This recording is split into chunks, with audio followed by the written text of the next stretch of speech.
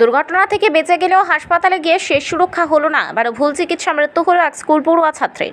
মৃতের পরিবারের এমনটা অভিযোগ। ঘটনার বিবরণে জানা যায়, মেলাঘর ইন্দিরানগর ৮ নম্বর ওয়ার্ডের বাসিন্দা শামসু মিয়ার ছেলে মোহাম্মদ মঈনুদ্দিন ওরফে সোহাগ মিয়া এবং সোহাগের মামাতো ভাই মোহাম্মদ রাকিব কুলুবাড়ি থেকে বাইকে করে মেলাঘর উদ্দেশ্যে আসছিলেন। যে মাত্র বর্তলি ল্যাংটা দরকার আসেন, তখন অপর দিক থেকে একটি বাস গাড়ি রং সাইডে গিয়ে তাদের বাইকের সংঘর্ষ ঘটায়। এতে সোহাগ মিয়া অল্প বিস্তর আহত হন। সেখান থেকে সোহাগ মিয়া একটি গাড়ি করে মেলাঘর হাসপাতালে এসে গাড়ি থেকে নেমে হেঁটে ডাক্তারের কাছে গিয়ে সে সমস্যার কথা বলেন। এরপর সোহাগের শরীরে একটি ইঞ্জেকশন পোস্ট করা হয়, আর ইঞ্জেকশন পোস্ট করার পর মুহূর্তের মধ্যে সোহাগ মৃত্যুর কোলে ঢলে পড়েন। এদিকে ঘটনার খবর জানাজানি হতে মৃতের আত্মীয় স্বজনরা উত্তেজিত হয়ে হাসপাতালে কিছুটা ভাঙচুর করে।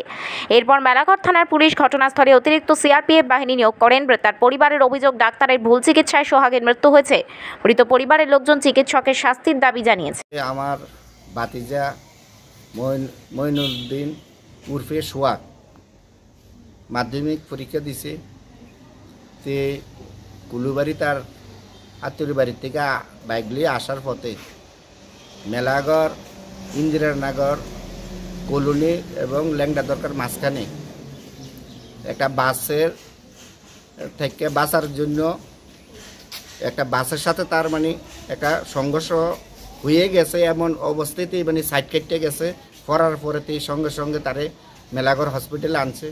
আনার পরে তো অবস্থা আইছে, সুস্থ অবস্থা আসার পরে ডাক্তারবাবুরা মানে হাইটটা মানে হসপিটালে ঢুকছে। ঢুকার পরে তারা যাওয়ার পরে ডাক্তারবাবুরা তার একটা ইঞ্জেকশন দিছে।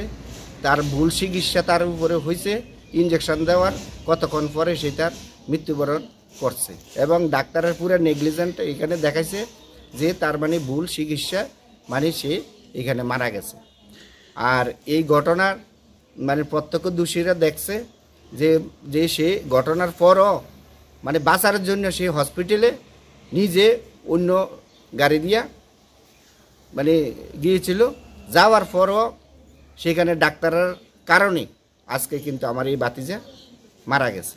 এটা সুস্থ তদন্ত চাইতে আছি এবং সুস্থ বিচার যাতে হয় সেটা আমরা চাইতে আছি আরক্ষা দপ্তরের কাছে।